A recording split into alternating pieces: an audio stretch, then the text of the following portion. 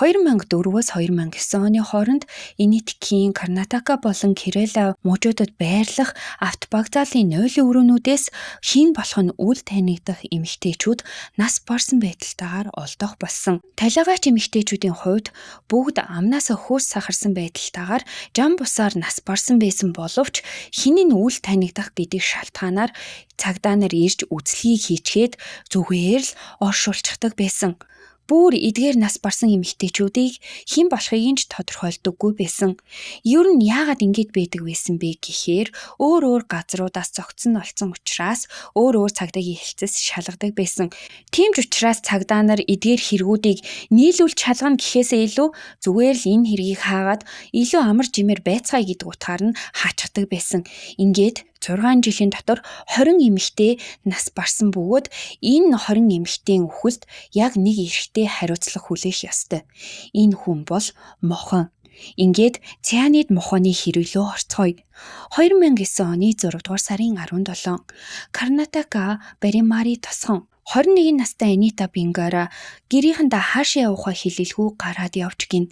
Гарч явахдаа тэрээр хамгийн гоё хувцас өмсөж өөрт нь байсан үнэт итлэлийг зүүснээс гадна хурмынхын нинжинд бэлтгээд байсан гоё хувцас, мөнгө, үнэтэй утас гих зэрэг бүхий л зүйлсийг аваад явсан байж гин. Харамсалтай нь Анитагаа сураг гаралгүй нийлээд хэд хоног болсон тул аав нь санаа зовж цагдаад мэдгдсэн боловч цагдаа нар Анитагийн алга болсон хэргийг огтоосоо тоож авч хэлэлцсэнгүй. Цагдаа нарын бодлоор бол Анита муслим ир дагаад гэрээсээ цугтаачихсан. Тухайн үед Баримари тосгонд ийм үзэгдэл их байсан бөгөөд хинди шашинтай эмэгтэйчүүд муслим шашинтай эрэгтэйчүүдийг дагаад гэрээсээ цугтаагаад явчихдаг байсан учраас цагдаа нар Анитаг алга болсныг төдийлөн тоохыг хүсээгүй. Гэсэн ч Анитагийн гэрийнхэн зөвхөрлөлтгүйгээр манай охиныг олоод өгөөч хэмээн цагдаа нараас гуйж байсан боловч цагдаа нар тэднийг чимээгүй байг хийх болсон.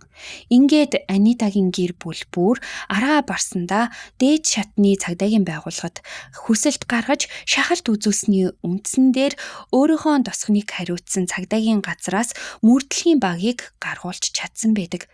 Анитаг алга болоод бүхэл бүтэн 21 хонсны дараа цагдаа нар хамгийн ихний мэдээлэлээ олж авч чадсан нь 2009 оны 6 дугаар сарын 18-ны өдөр Анитагийн гэрээс 140 км-ийн зайд байрлах хассан автобусны зогсоол дээр хурмын сайрын өмссөн эмэгтэй нас барсан гэх мэдээлэл байлаа. Тухайн эмэгтэй нас барах үедээ амнаас нь хөөс сахарсан байдалтайгаар нас барсан байсан бөгөөд олсон цагдаа нар нь хэн болохыг нь тогтоохын оронд зүгээр л оршуулчихсан байлаа. Энэ эмэгтэй бол мэдээж Анита Бенгара байсан юм. Охинд нь юу тохиолдсон нь тодорхойгүй байдлаар нас барчихсан байсан учраас гэрийнхэн нь гуйж түүсээр байгаад Анитагийн зохицыг гаргаж ирж биед нь хорны шинжилгээ хийлгээд үзтэл Анитагийн биенээс цианидын олмор илэрсэн. Цианид гэдэг зүйлийг энгийн нэг эмэгтэй зүгээр л байж байгаад хэрэгжилчих нь гэдэг боломжгүй зүйл учраас ийхүү Анитаг хүний гарт амиа алдсан гэдгийг нотлох цор ганц зүйл болж энэ хэрэг хүн амны хэргийн мөрдлөг болж хувирсан юм. Анитагийн зогцсоолдох үед түүний биед ямар нэгэн үнэт итлэл болон мөнгө байгаагүй. За мөрдөгчд хамгийн түрүүнд түүний хэргийг шалгахдаа утасны дуудлагын бүртгэлийг нь шалгасан бөгөөд нэг дугаар руу маш олон удаагийн давтамжтайгаар залгасан байсан нь Кавари гэх эмэгтэй нэрээр бүртгэлтэй утасны дугаар байсан боловч тухайн эмэгтэй 2009 оны ихэнх үед сургаггүй алга болчихсон байлаа. Бүр тодруулаад үзтэл тухайн эмэгтэй нэгэн автобагзаал дотроос нас барсан байдалтайгаар олдоод аль хэдийн оршуулагччихсан байсан юм. Яг л Анитатай адилхан байдлаар амиа алдсан гэдгийг нэгэнд тодорхой болчихсон учраас Каваригийн зохицогч мөн гаргаж ирээд задлан шинжилгээ хийгээд үзтэл түүний биеэс пестицид буюу хортон шавьж устгахад ашигладаг бодис илэрсэн. За хамгийн сонирхолтой зүйл бол энэ юусоо биш. Каваригийн нэрээр байгаа тухайн дугаараас олон эмэгтэйчүүд лөө нэгэн зэрэг залгадаг байсан бөгөөд эдгээр дугаартай холбоотой бүхий л эмэгтэйчүүд яг Кавари Анита нартай адилхан автобагзаал дээр амиа алдчихсан байдалтай олццгоосон. Ийхүү энэ хэргийн хамгийн анхны учиг талигдсан. Каверигийн нэр дээрх тухайн дугаар нь хэсэг хугацаанд итгэхгүй байсан боловч гив генетикийн л нэгэн өдөр ажиллаад эхэлсэн бөгөөд тухайн дугаарыг өсвөр насны нэгэн хүү ашиглаж байгаа болох нь тодорхой болсон ба хүүдээр очиод тухайн дугаарыг хинээс авсан болохыг тодруултал тэрээр энэ дугаарыг манай үеэл ах Мохон Кумар өгсөн хэмээн хэлж өгснөөр Мохон Кумар гэх хүн гол сэжигтэн болж хуурсан. Цагдаа нар эхний ээлжинд Мохоны гэрт очиж шалгалт хийтэл 8 ширхэг цианидын капсул, 4 ширхэг гар утас, мөн Анитагийн үнэт итлэл болон төрийн албан хаагчийн хуурамч хувцас зэрэгүүд илэрсэн боловч харамсалтай нь түүнийг эмэгтэйчүүдийн үхэлд шууд буруутгах ямар ч нотлох баримт олдоогүй. Тэрээр хуурамч төрийн албан хаагчдын хувцсыг эмэгтэйчүүдийн итгэлийг олж авахд ашигладаг болох нь шуудхан л харагдаж байсан боловч яг энэ байдлаар буруутгах арга бас л байсангүй. Яг энэ үедээ цагдаа нар ацан шалаанд орчихсон байсан боловч азар нэг гэрч гараад ирсэн. Тухайн гэрч эмэгтэй хувьд бол Мохоныг сайн таньдаг. Дээрээс нь Мохон Анита хоёрыг хамтдаа автобагзаал руу ороод Мохон ганцаараа гарч ирсэн болохыг харсан эмэгтэй байсан юм. Гэвч тухайн эмэгтэйд мөн л Мохон Анита көнөөсөн гих ямар нэгэн нотлох баримт байгаагүй учраас тухайн эмэгтэйгээс тусламж гуйж цагдаа нар нэгэн залийг боловсруулж чадсан. Энэ нь Мохон лөө тухайн эмэгтэйгээр яриулаад уулзалт товлуулах байсан юм. Гэсэн ч яасан гэж Мохон тухайн уулзалтанд ирэх үедээ гэрч эмэгтэйг хөнөөхийн тулд хүрээд ирсэн байдаг. Тэрээр бусад эмэгтэйчүүдийг яг яаж хөнөөж байсан яг л тэр аргаараа гэрч эмэгтэйгч бас хөнөөхөр ирсэн байсан бөгөөд цианидын капсул бэлдээд ирчихсэн 0 өрөөнд дуутчихсан байдалтайгаар цагдаа нарт баригдсанаар тэрээр хүн амны хэрэг үйлдэхээр завцсан хэрэгээр хамгийн анх удаа баривчлагдсан.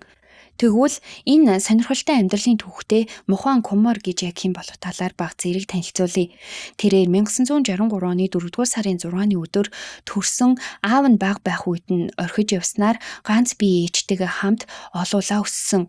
7-р ангиасаа эхлээд сургуулиасаа гарсан боловч дараа нь өөрөө бие даан суралцаад ямар ч хэл байсан бага сургуулийн биеийн тамирын багш болж чадсан бөгөөд 1980-аас 2003 онд бага сургуульд биеийн тамирын багшаар ажилласан нэгэн 3 удаа гэрэлсэн эхнэрийнхээ эхнэрээс бол албан ёсоор салж 2 болон 3 дугаар эхнэрийнхээ дунд амьдардаг байсан.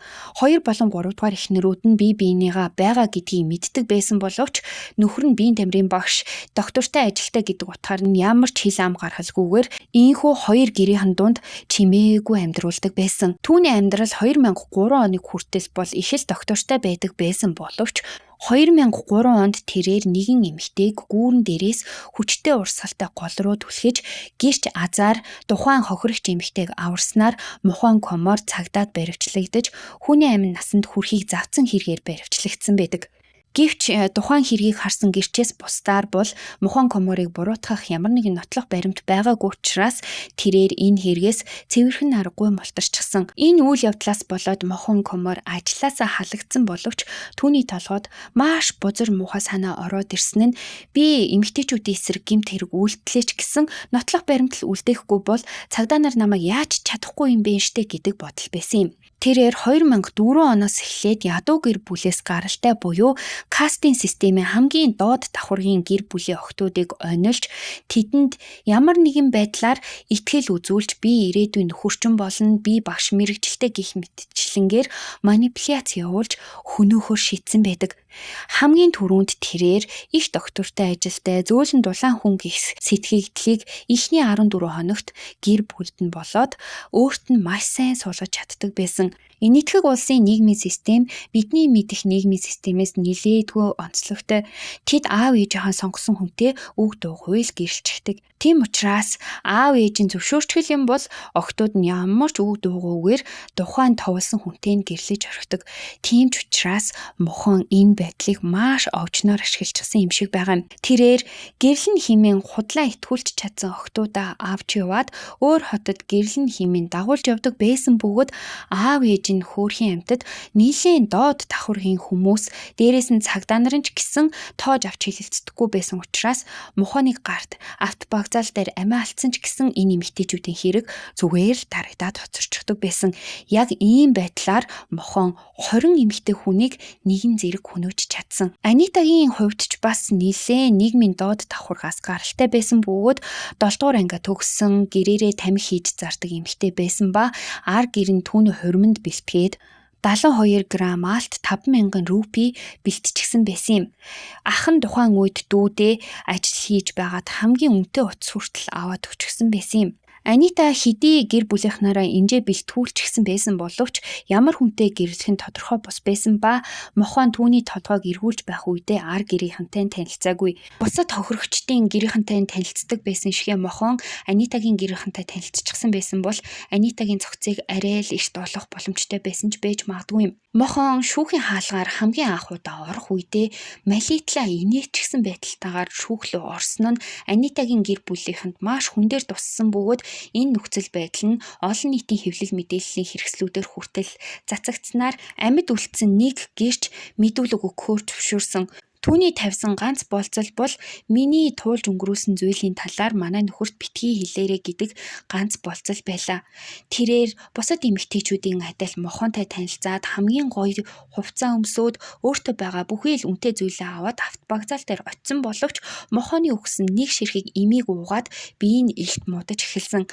Азар тухайн үед тэрээр бөөлтснөөс болоод мохоны өгсөн имийг гаргаснаар амьд үлдсэн боловч ухаан алдчихсан байх үед нь мохон түүнийг нас барсан гэж үзээд биед нь байсан бүхий л үнэтэй зүйлийг дээрэмдээд яваад өгсөн болохыг гэрчилж өгсөн. Мохоноос болоод октоудаа алдсан маш олон гэр бүлд маш олон төрлийн зовлон бэрхшээл учирсны нэг нь Бушвати гих 20 настай хохирогчийн гэр бүл байсан юм. Хохирогч эмэгтэй хувьд бол 6 охинтой айлын 4-р охин нь байсан бөгөөд 2009 онд гоё хувцас өмсөөд мөн л өөрийнхөө эмжийг аваад ээжтэй хэлэлгүйгээр мохонтой гэрлэхээр явсан боловч гэрийнхээ ойролцоо байх автобагзаал дээр бас л амиа алдсан байдалтайгаар олдсноос болоод ээж нь харваж биеийн муудснаар зогсохгүй эгч дүү нар нь муу ёрын чөтгөрүүд хэмээн үзэгдэх болж 2018 он хүртэл тэдэнтэй гэрлэх эрэгтэй хүмүүс гарч ирэхээ болсон.